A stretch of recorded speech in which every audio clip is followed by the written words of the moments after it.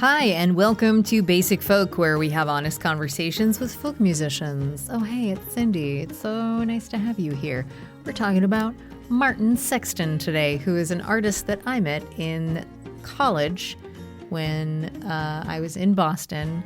He was a big deal back then, and he's a big deal now.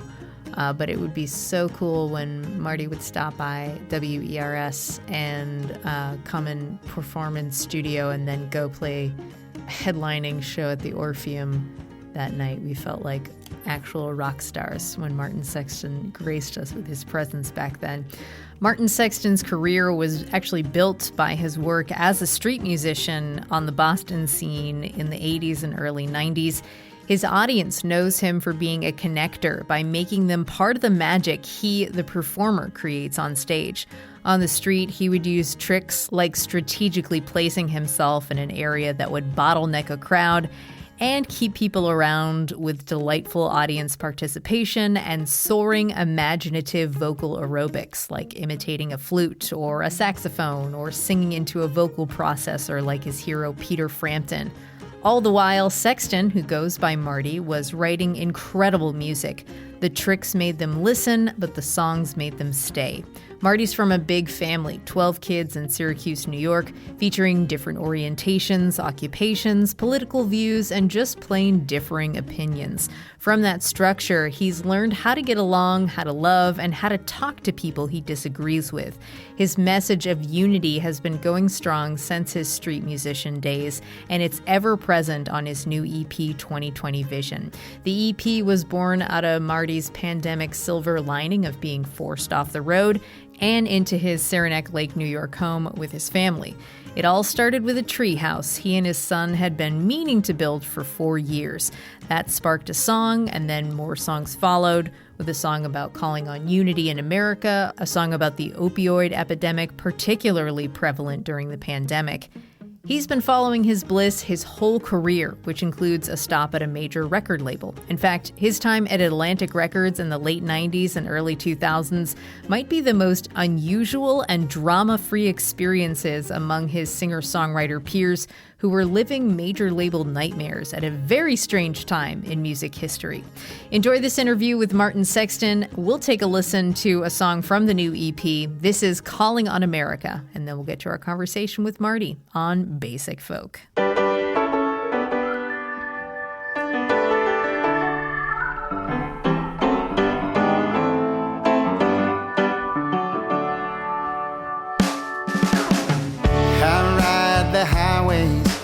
Byways round this world, and I've seen great beauty with open eyes of boys and girls. Yes, I've seen my share of ugly hating, but I still say I've seen more of a sense of hope, love and decency, yeah, love and decency.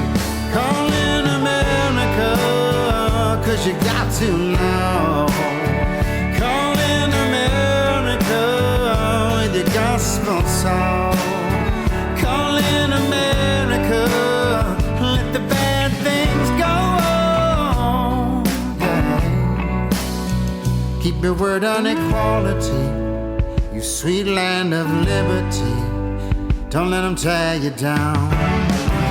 Don't let them tear you down. Don't let them tear you down.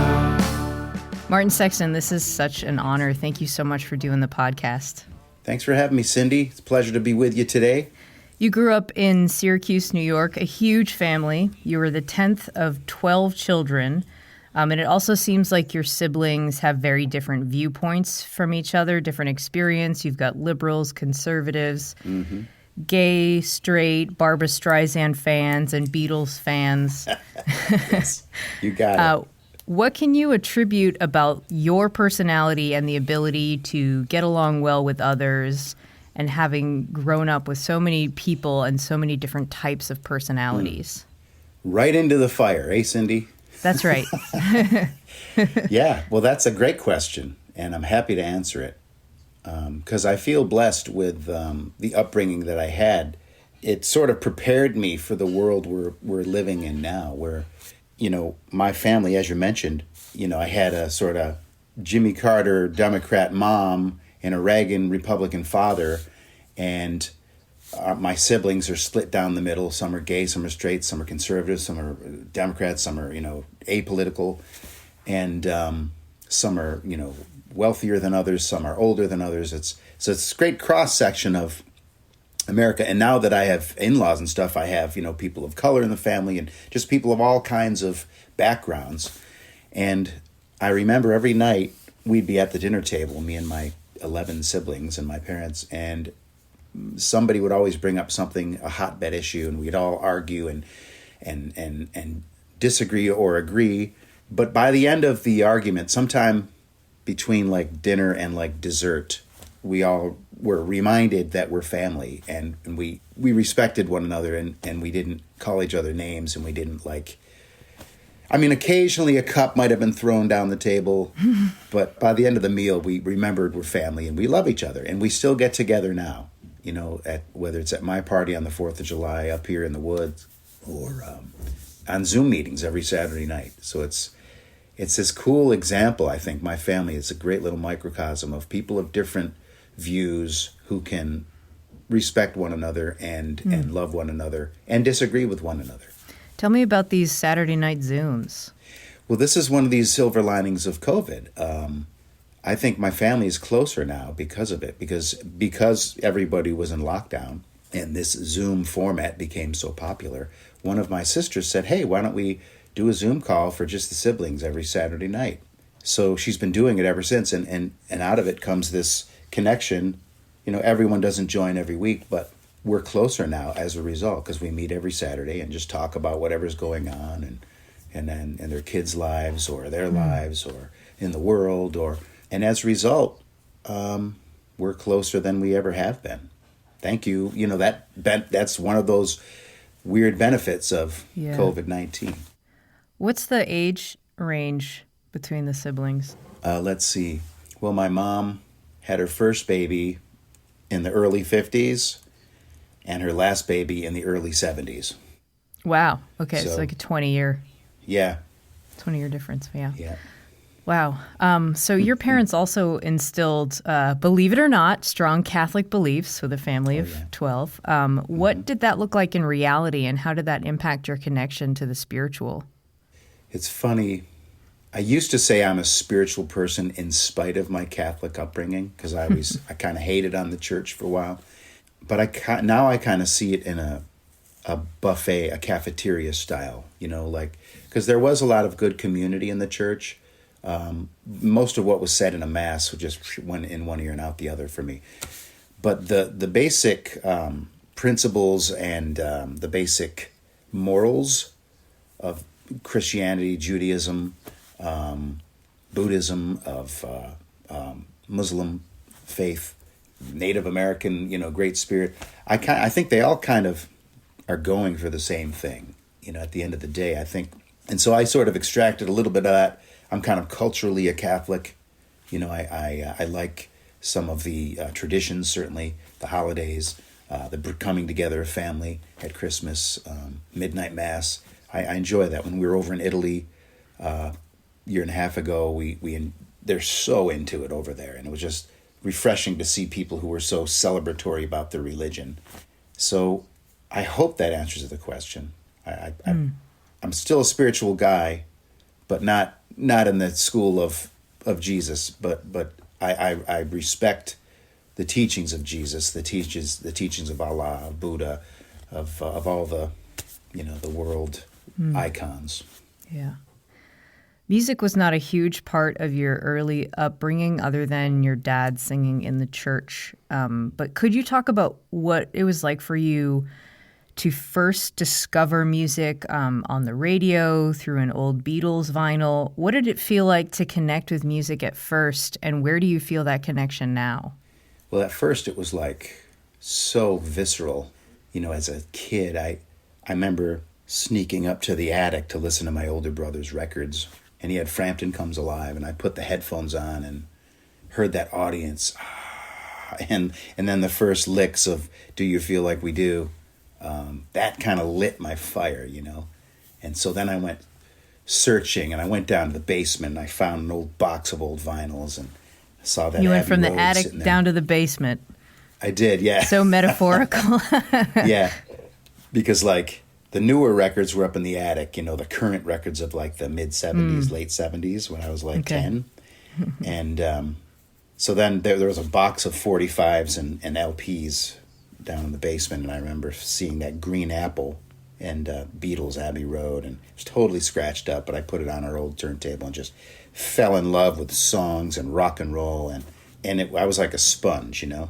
And from that day, you know, I went out and listened to Stevie Wonder and Fleetwood Mac and all that stuff. And even my mom's like Perry Como records, you know, just dug music as a kid. And now that I do it for a living, I'm not so much that sponge. I'm more of a reflector now, I think. But I never want to lose that ability to receive. How do you keep that? It's funny. Yeah, I don't know. I've known like professional athletes who don't really follow sports. Like I knew some NFL guys who were great at what they did and were stars in their own right, but didn't really follow football. And I feel kind of like that guy. Like I don't really follow music like you might think. You know, I don't have like a current stack of vinyl that I'm listening to this week. I still have an appetite for music, but not as I did as a child. That seems pretty normal, though. Yeah, it's like when you're a kid, you're like seeking. Oh yeah. And I get a lot of music live too. Like when I'm on tour, there'll be somebody else on the bill, maybe somebody supporting me, or if I'm at a festival, I can see whoever's on the lineup. And I hear a lot of live music in my work, which is back. Thank you, universe. You have a very crazy, scary, amazing vocal range. When did you first recognize that you could sing, and what has the evolution of your relationship to your voice been like? Well, as a kid, it was like a new toy at Christmas. You know, wow, look what I can do. I can do this and that and the other thing. And it was kind of fun. I was a good mimic, and I had a good sort of ear for intonation, and it was fun. It was joyful.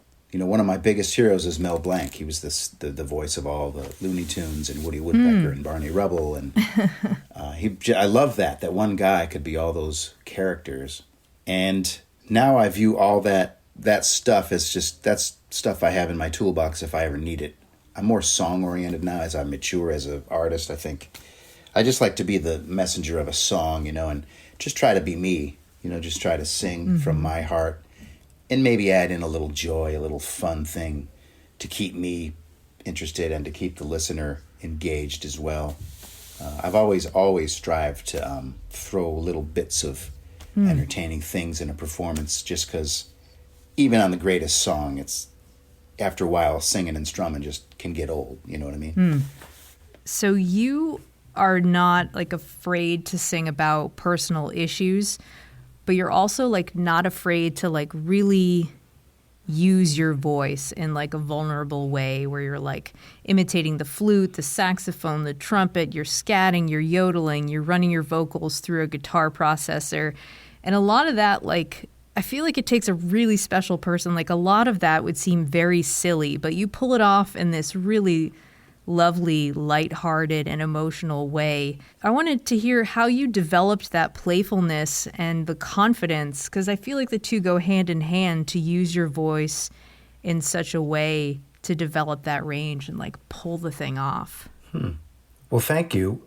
I never really thought about it too much. I think it was what I do with my voice, all the different things I do, comes from, I think, my sense of just following my bliss. Like, hey, this is cool. I like this. It sounds good, and it excites me and seems to be interesting to other people. And I think if I had done it like in the early days and people like laughed at me or something or like shamed me for it, I probably would have stopped doing it maybe, which would be a big shame. But luckily people didn't. People dug it, and I was like, hey, this is cool. I'll do it more. And of course, being a solo guy, I mean, when you have a whole band behind you, there's not a lot of space to like do little sniblets of like, you know, like, because nobody hears it. Yeah. Because like the drummer's doing his thing, the bass player is honking away, So as a solo guy that I've primarily been all these years, with some variations with bands and drummers and trios and stuff, but primarily solo, it has all that space. So like I can just stop playing the guitar and there's nothing. And I can fill that with one little boom. And it's like cool. And I think it's twofold. I think that the joy of doing it and the venue, of being solo, to have the space to create it in, where it can be recognized and heard by me and other people, because again, if I was doing it in front of a crowd with a 3-4 piece band behind me and nobody even heard it, should just go right over their head, and I probably would never do it again. So luckily no one laughed and said you suck, and and on the other hand, I never wanted to be known as a guy who's got all this, these little tricky things that he does. You know what I mean? In the early days, I probably used it more and leaned on it more.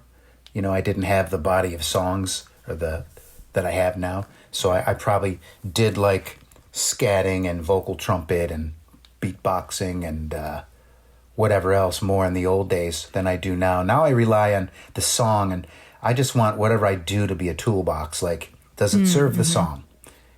Most of my songs, you won't hear that stuff. But I like to use it almost like you would use salt and pepper, Not too much, not too little, just enough to keep you interested. I like that. I love how you're saying that you would follow your bliss, because we were listening to a record the other night and I was just feeling so goofy and just was like doing those little there was no room in the song whatsoever, but it was just funny to make those vocal noises just to make somebody just to make somebody laugh, and it's you cool did them? how it. Oh yes. Oh yeah, what did you do? Oh, just a little I don't do it as well as you, which is it's embarrassing no good or bad. to do it after you do it. It's just different. Yeah. There's no better or worse. It's just different. Yeah, it is, it's wonderful. So I wanted to know about your relationship to practicing. It seems like your mom, Ginny, Virginia Sexton, was very adamant that you practiced since she was paying for lessons. Mm-hmm. How did her insistence on practicing impact you and impact your playing? Thank you for that question. Well, my mother, she raised 12 kids, and they were paying for these. I took some guitar lessons early on, in 6th grade or something, and so I think just being a good mom, she was like, hey, I don't want this to be for nothing. If you're going to learn. So if part of your, because you can't learn guitar if you only play the 30 minutes a week that you're with the teacher. And she knew that. So she said, hey, you got to practice, man. Where's your book? What did the teacher tell you to do? Do that. And so that instilled an early on a little sense of discipline. I didn't do it 3 hours a day, but, for me, I might have spent 10 minutes actually practicing something the C chord to the G7 over and over. I might have done that for a few minutes, but the rest of the time was spent just playing, making things up and being spontaneous. Following your bliss. Yeah, even back then. I wasn't a real rehearser or a practicer. I wish I was, but I'm not. In fact, I wish I practiced early on how to, affix headphones into my ear, but what am I going to do? For the listening audience, Martin is struggling with his earpiece.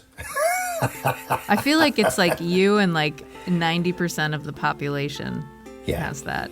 I don't have those super high-tech pre-molded ones. Yeah, I guess since we're doing this now, this will be one of those bonuses of COVID. Hey, I got form-fitted earplugs now because I got to do Zoom things. I guess I should. Right? Yeah. Totally.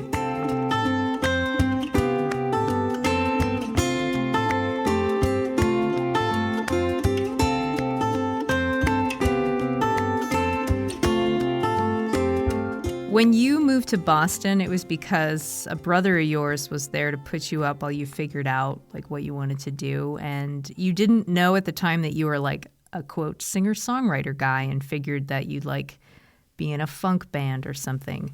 And you're also someone who doesn't like to be labeled into one particular genre like folk.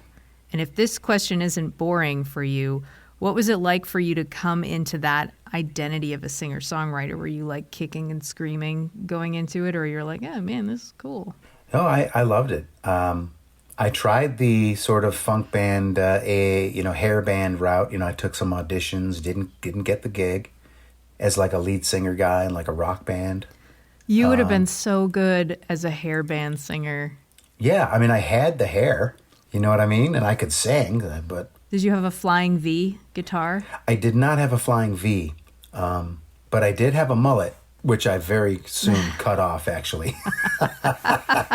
But, because I actually did, I mean, I sang like... for money, and back before I left for Boston, I sang Huey Lewis, Aha, Tears for Fears, Chaka Khan, all that stuff from the 80s. I got paid. It was great. I was in a lounge band, and I was making more money in a weekend than I was making, as a law firm messenger, 40 hours a week. And it was fun. But when I got to Boston, I stayed I think about 2 days sleeping on my brother's floor until I got an apartment of my own in the same building. And then I got a job really quick, like as what we would call today as a barista. It was only after getting canned from that job.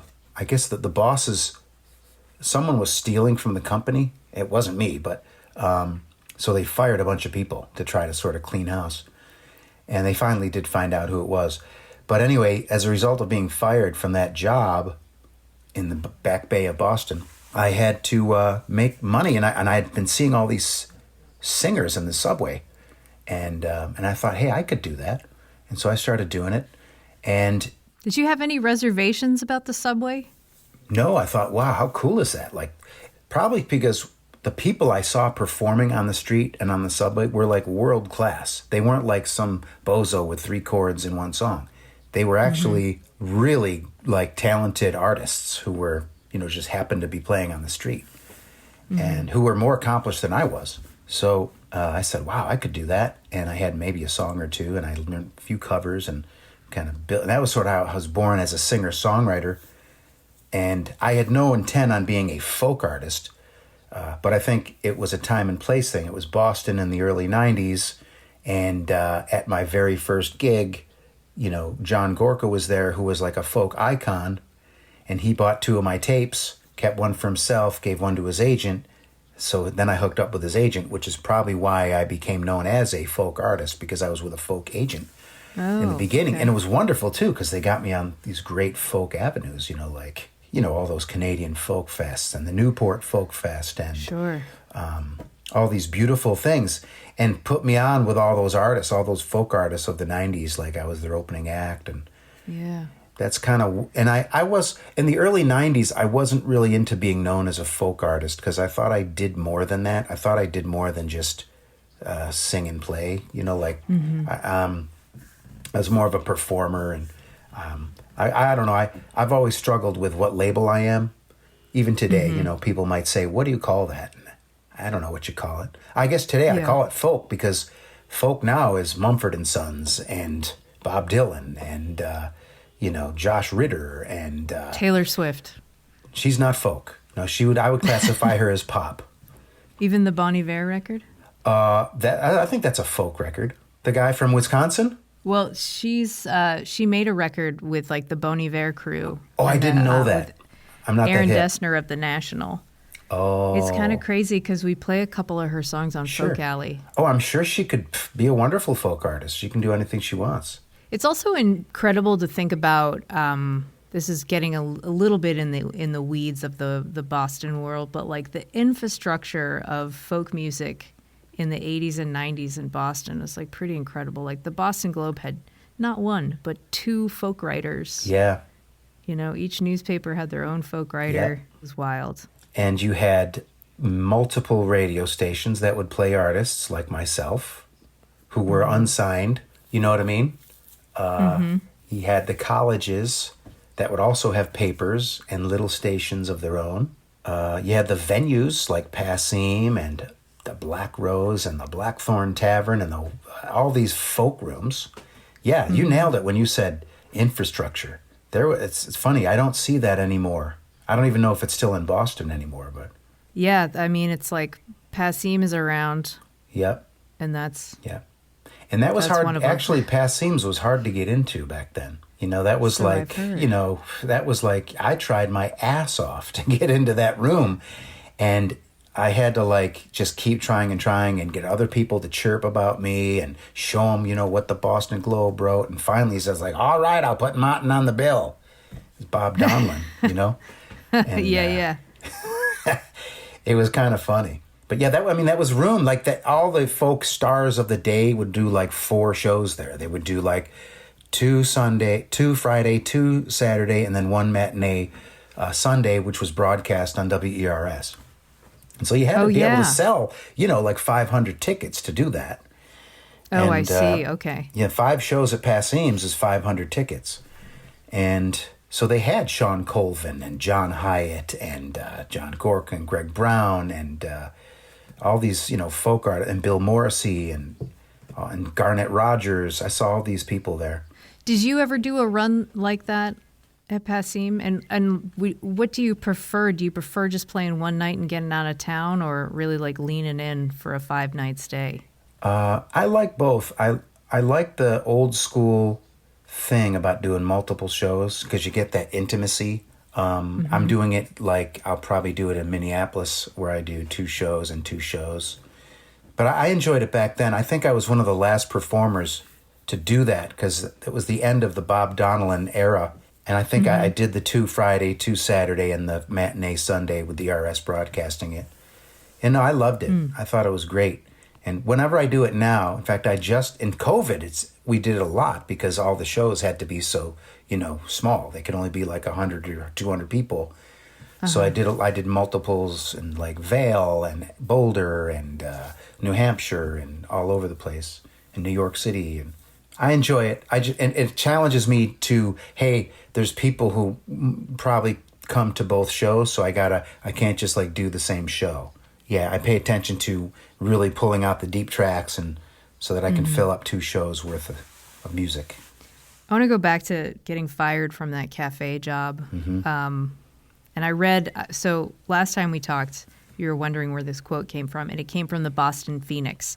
You said you were fired from your cafe job because you said, "I basically hate work." There is that. I think that's so funny because you have had to work very hard to develop your style, write your songs, tour, maintain this extremely dedicated fan base.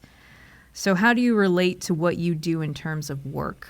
I guess the caveat on I hate to work, as true as that is, the caveat would be I hate to work in jobs that aren't music related. You know what I mean? Although now that I've grown up a bit, I could spread that out to, like I actually do enjoy other things. I have passions like whether it's certain foods or coffee or antiques or history. I could work in those lines too if I had to, pretty happily. Now that I've grown up and I've got more interests. I've got a family and kids, and I've been around the world, and so at the time I was referring to work as the jobs that I had, which were landscaping and painting and pouring coffee and dealing with customers. I hated that at the time, and so I was overjoyed when I was making more money singing songs in a subway station at 7 a.m. So can you talk about, like, in the subway station performing, you might be familiar with the singer Meg Hutchinson. Sure, she's wonderful.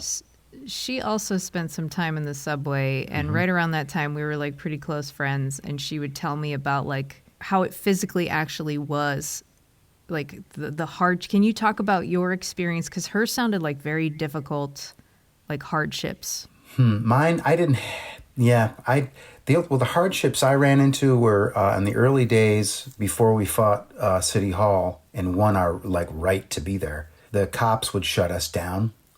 Like we'd be out there, and because I had an amplifier, I couldn't play. So my First Amendment rights didn't matter. I wasn't loud. It's just that the instrument that I played needed an amplifier. It was a Stratocaster. So without that, you're not really gonna be heard. The hardships, yeah. I think that's the only, I didn't have, being a woman alone, I could imagine you'd be more open to, whatever comes your way in anywhere in the world. But I'd also think like the air down there is like pretty tough on you. oh yeah, I definitely, you come home and blow your nose and, That's what she was talking about. Yeah, being down in the subway it was like 4-hour shifts, and we had shifts too. Like you would go to Harvard Square in the morning and do the flip, and the winner would get the first choice, and that'd be in the morning commute. Second would be the middle of the day, and the late would be the commute going the other way. Oh, so that's like a 4-hour gig. But again, I don't think there was any, I hope there wasn't asbestos down there. You know what I mean? But right. Nothing for me personally too hardship. But her reaction was like, well, I guess my nose is doing what it's supposed to do. Like filtering the bad stuff. Air, yeah, totally. But yeah, I'm grateful for every moment, whether it was under the ground or above the ground in Harvard Square on a hot Saturday night. The tactics that you were using on the streets of Boston, you're trying to get people's attention, and there's like different things you would do, like strategically set up in a location so more people would come and watch you. You would encourage audience participation. You would do that beautiful stuff you do with your voice. The tactics that you were using, especially like making the audience part of the show, were like so brilliant in creating a community of listeners who felt like they were like part of something big. And you can still feel it when you go to a Martin Sexton show. Like you create an atmosphere where people feel connected. How have you come to realize over your career, like how big and special and important that is for people and for yourself? I definitely appreciate that about my work, is that I understand that people are listening and they're paying attention, and like they're paying money to hear me sing. And so they must be there for a reason. And when they get to my show, they're invited to be part of the show, somewhere in the first 10 minutes, or maybe in the first tune, I'm going to shout out something, and they're going to be expected to, or, invited to shout back. And I think that endears people to the singer if they're like not just the audience watching you. Now they're kind of in the show with you. They become more of your comrade of sorts, your fellow show person. Oftentimes I'll be on stage, and the audience will be singing so beautifully that I'll just stop the song, and I'm like, oh my God, I got to pay my $45 to get in here to see this show. It's like I'm like the audience of one, and this is the cast of many, and that's, most nights are like that. Like, if it's just a couple hundred people or 1,000 people or a couple thousand people, it's like church. And I think people connect with things like church, even if they're not religious. Just to have people, human beings, breathing beside you, shouting beside you, responding, singing in harmony with you. It's, I think it's almost like cheating in a way. Like it's one great technique to get people engaged in what you're doing. And I don't mean to minimize it, because I think there's a element of holiness in it. But it certainly works like a good technique does. And it holds them too, because now they're invested. So after 15 minutes, they're not looking at their watch. Right. And in fact, they're wanting more. With writing, you're a seasoned enough writer where you have the muscle, you have the technique down. But it's hard work for you to write a song, which is too bad for someone who hates work. And you talk about that pure inspiration that'll like hit you at 2 a.m.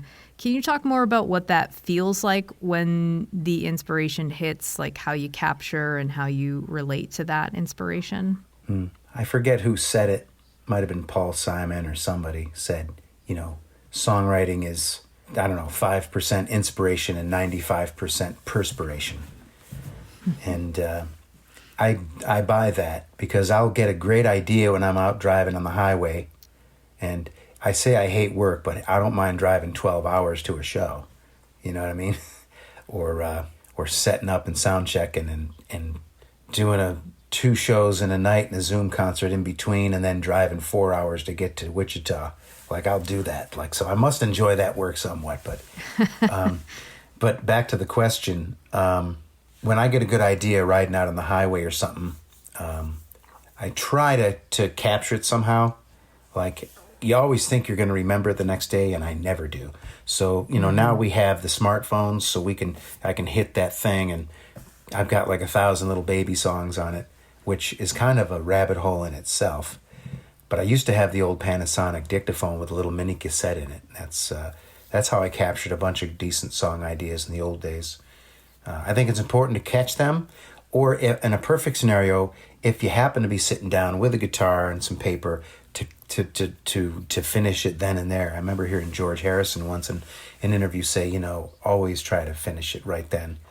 And sometimes I take that advice, and sometimes I don't. But I don't know. Songs, sometimes they're gifts from the universe, and sometimes they're little projects that you have to finish. Nice. You released your second and full-length albums on Atlantic in 1998 and 2000, which was like such a weird time in the music industry. It was like right after the Telecom Act of 1996, right before Napster. So there's like this little pocket of transition, and you actually figured out that you'd do much better on your own. So you left Atlantic Records, it sounds like, in the nicest way possible, and you started your own Kitchen Table Records. How do you equate your major label experience with other peers at the time who may have some nightmare stories, and how do you reflect on that like general weirdness in the industry then? Yeah, it's funny. I knew a lot of artists who were kind of stuck with their deals. Like, they got signed and everyone was gung-ho, and they recorded a record and they had it in the can ready to release, and then their A&R person got canned or somebody got fired, and then they're just stuck out in the nowhere zone of the label. And they can't just go out and make another record because they're beholden contractually to that label. Like, I've seen that happen. I was like, oh my, and that sucks. And I feel lucky, I guess, that nothing like that ever happened to me. And, I took a lot of great experience from being on Atlantic, it was just a dream come true. It's what I always wanted, I didn't even know what an independent label was growing up. To me, all I knew was Sure. Columbia and Atlantic and Motown, and so to be signed by the guy, who signed Ray Charles and Led Zeppelin and Aretha Franklin and the Rolling Stones was like, whoa, yay, and it was just awesome. And he came to see me at CBGB's, and he kissed me on both cheeks, and it was beautiful. Ahmet Ertegun, and he was a really legendary guy, and he was a very cool guy. He was at the label when I signed with them. He had an office there. And so it was a dream come true, and they gave me the budget to make the records I want. They didn't tell me who I had to produce or what songs I couldn't sing or write or whatever. It was actually a great experience. It helped me sort of up a few steps on the ladder. It didn't break me into, world fame, but it just got me in other avenues that would have been harder otherwise. Yeah. And so then, but when the time came, I knew in that time, indie was the way to go. I'm glad I did, too, because the year after I left, the axe came down at a lot of labels. A lot of artists were let go. And putting out Live Wide Open was my double live record, and that was my Great means record. of making, thank you, that was my means of making my own bank of which to use to then fund future albums. Because it takes a lot of damn money to not only record a record, but you got to pay a publicist, you got to pay a radio guy, you got to pay marketing people, you got to make the record, which is studio time and players and producers, and it's a lot of bread. And so to have that bread made on my own, and I took a big tip from Ms. Ani DeFranco in that regard. She was a big power of example, like someone, oh wow, she can do it, she's doing it, I'll do it.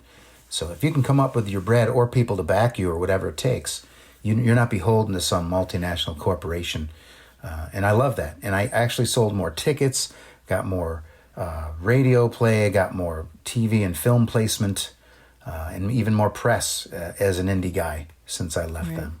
It's like Atlantic greased the wheels for you. Yeah, because I was, I had accomplished the groundwork. I had put out in the journey, and And that got me sort of in the coffee house world. And then I did Black Sheep, and that got me across America and Canada. And so I'd laid that groundwork. So when I showed up in Ann Arbor, the show was actually sold out. It wasn't my Atlantic record that sold those tickets. It was the groundwork I laid. Right. So it was nice sort of stepping stones, and then back to indie. And that's where I've been ever since.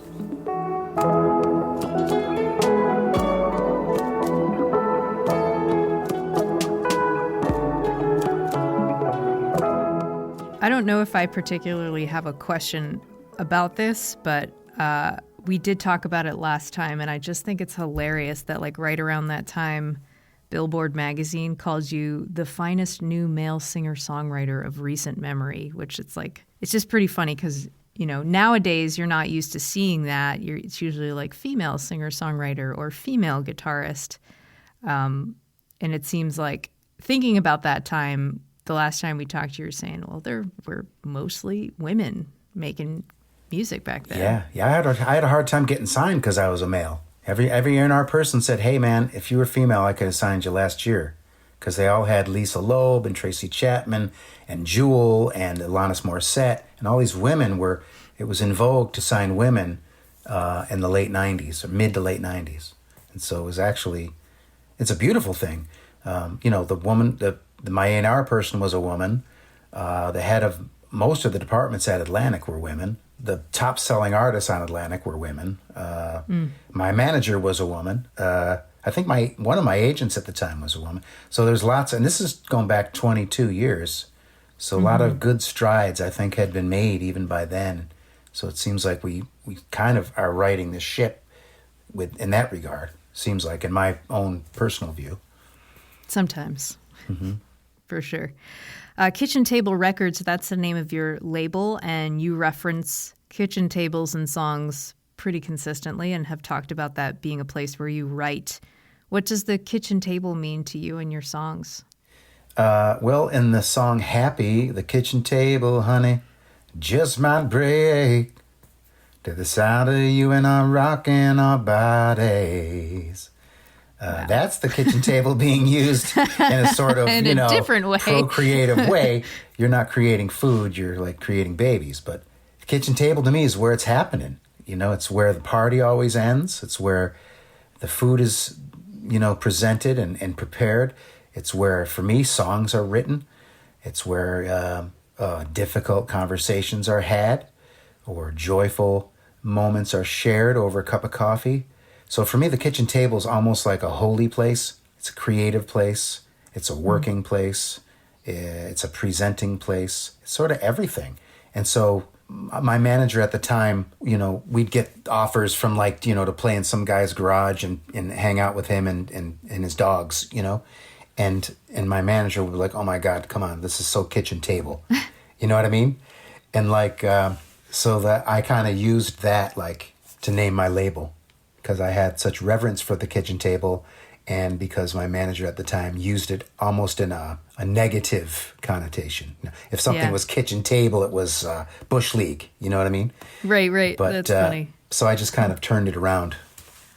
Your mom sadly died in 2018, and you did a really beautiful TED Talk shortly after that, and it sounds like it was a really beautiful passing, if that's okay to say. Like all the siblings were there, and it sounds like before she passed, she kind of scolded everyone to not argue with each other. And then when she did pass, you all sang Amazing Grace.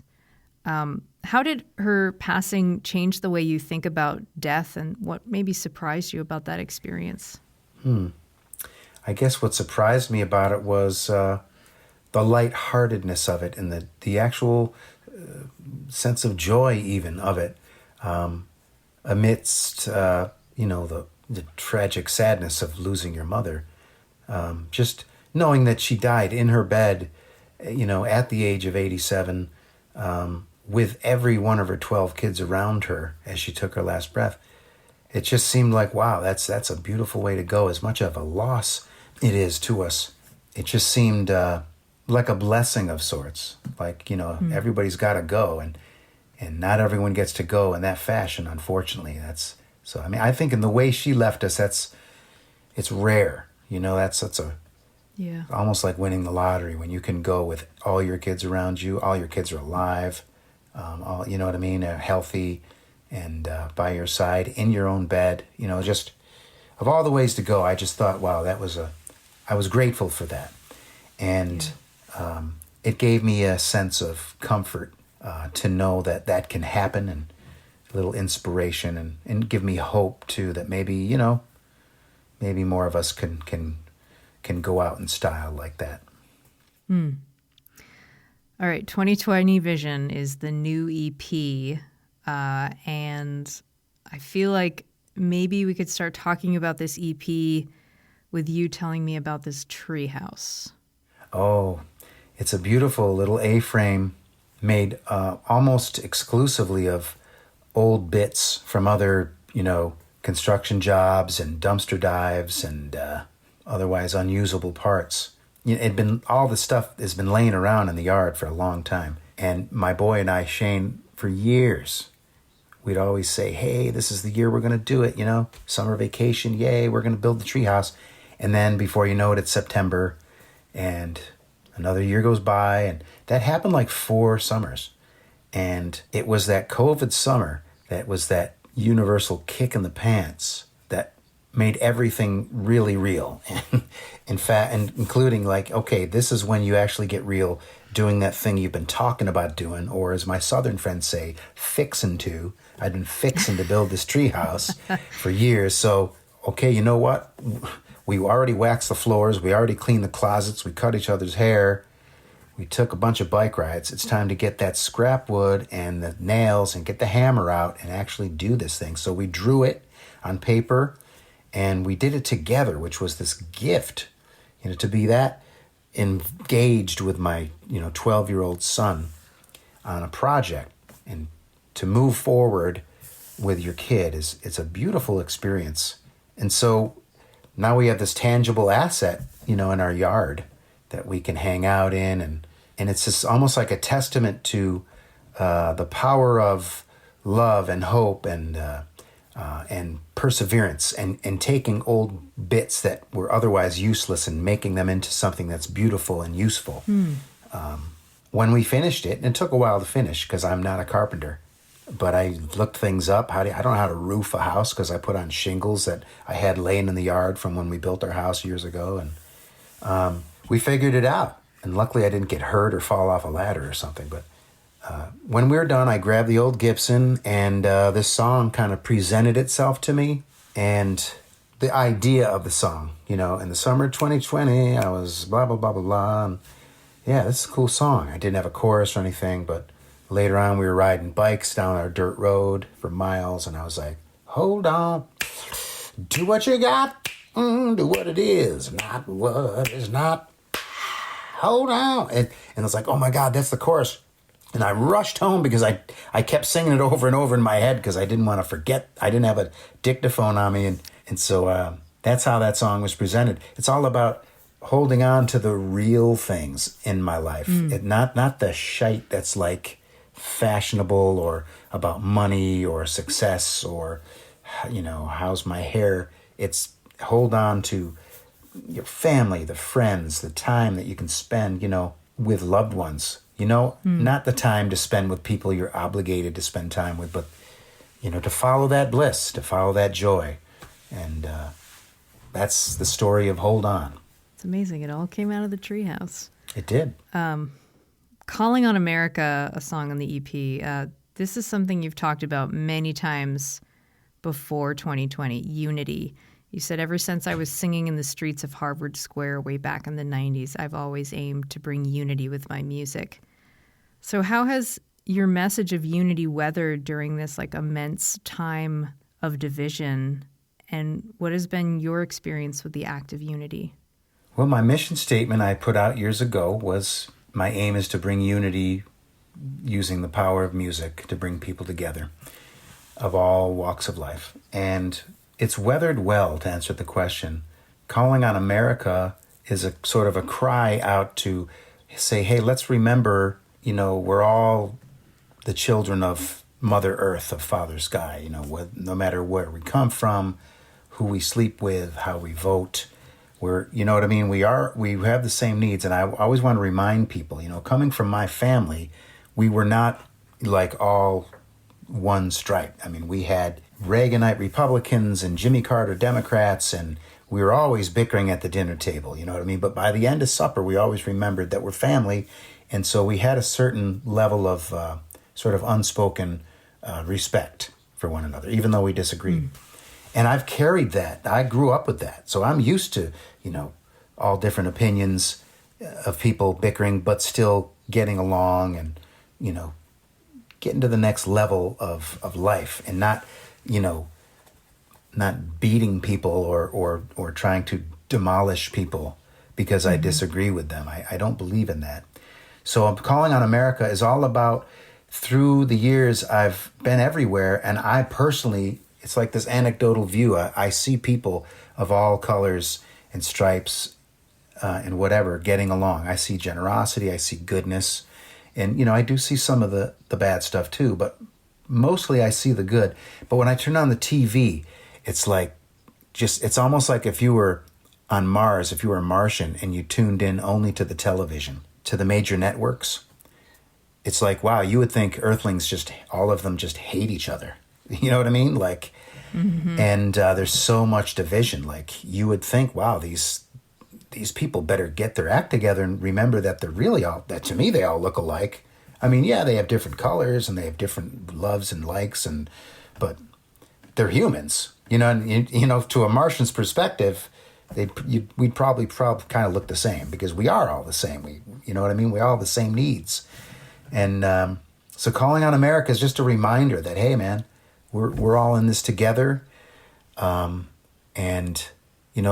I don't know what else to say. It's like, I just want people to get along. I want people to love one another.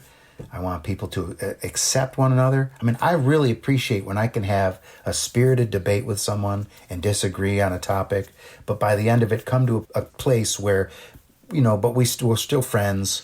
We still have a certain amount of respect for one another, even though we disagree on whatever topic. Can you dig it? Yeah, I feel like that kind of stuff comes with practice and wisdom, Yeah, I don't believe in shouting people down. I don't believe that. You can get very passionate and bent out of shape. Yeah. I remember arguing with people about music in high school, just as like a semi-controversial topic where, somebody would say they didn't like a band and it just would immediately get so red hot upset. Oh, yeah? And that's just not the way that you handle things, I guess. Yeah, totally. Beatles versus Stones. Wisdom. Wouldn't that be great if all we argued about it was like who's better, the Beatles or the Stones? Oh, man. Or who's a better guitarist, Hendrix or Jimmy Page? Yeah. Or Clapton or Jeff Beck or Peter Frampton or John Mayer? Who's best? Right. All these things that kind of matter, but not really. Yeah. Okay, sobriety. Penny from the Land of Plenty addresses the opioid epidemic, particularly prevalent during the pandemic, and you are a sober person. Would you talk about your path with sobriety? You've said, I've had many experiences with 12-step programs. How did your life change when you made the choice to be sober? Well, helped me get my head out of my ass, for one. And it was time to grow up, It was time to put on the jean jacket and get to work of being How old were you? Human. I was 19, actually, when I got sober, which is young in the scheme of things. But yeah, I had seen enough, and, I just, I'd been to enough. I'd heard enough things I couldn't help but identify. So, it was, again, one of those universal kicks in the pants. And it's never what I want. It's funny how the best things that have ever happened to me are very rarely what I actually want. You know what I mean? Like I didn't want to get fired from my job. I didn't want to fail the real estate exam in Syracuse. I didn't want to lose that first girlfriend. You know what I mean? I didn't want to have to get sober. But all these things are the best things that ever happened to me.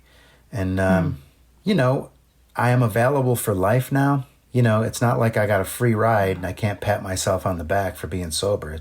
I just, all I got now is I got hope and I got a good work ethic when it comes to my work, and I show up. I think 90% of life, I think, is showing up.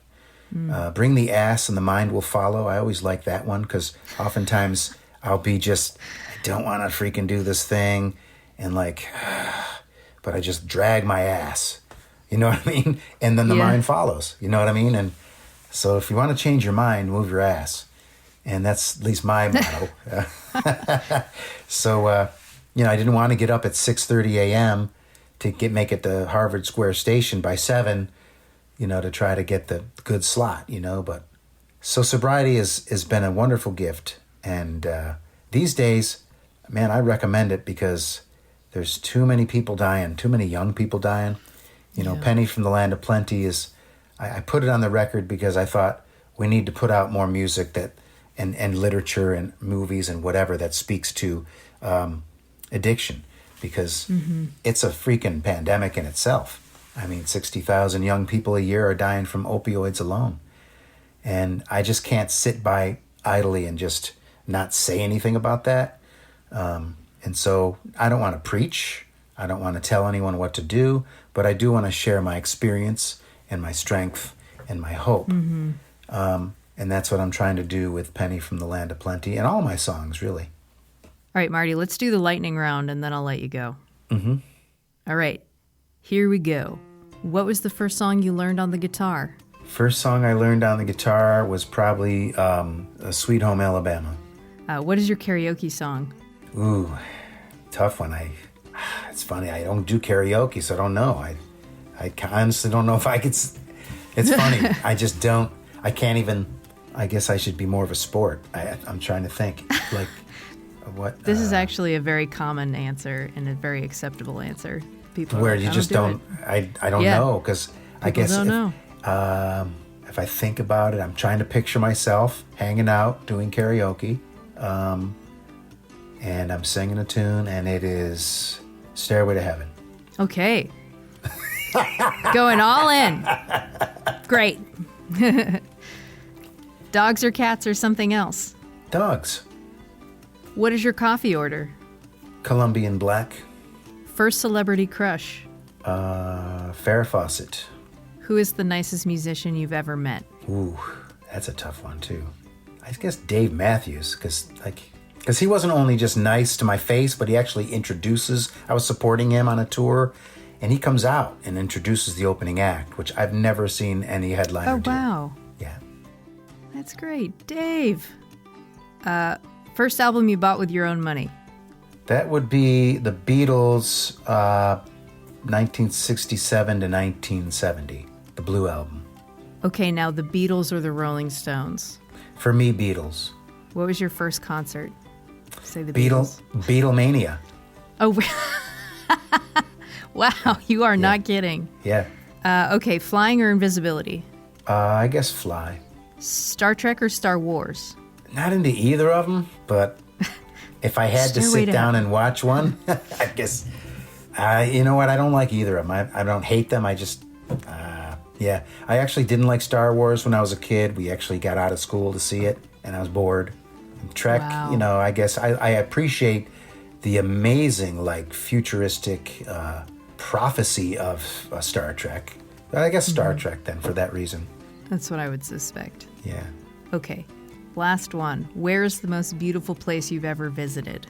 The Adirondack Mountains, New York State, where I am right now. Where you are right now. Fine answer. All right, Martin Sexton, thank you so much for talking to me today. It was just a real pleasure. I appreciate you, Cindy. Just keep telling the good word. Basic Folk this week produced by John Nungesser. Our music composed by Alex Stanton of the band Townspeople.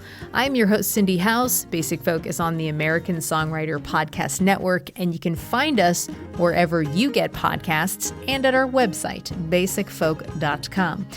Thank you so much for listening all the way to the end. Very good. Okay, I'll talk to you next time. Bye.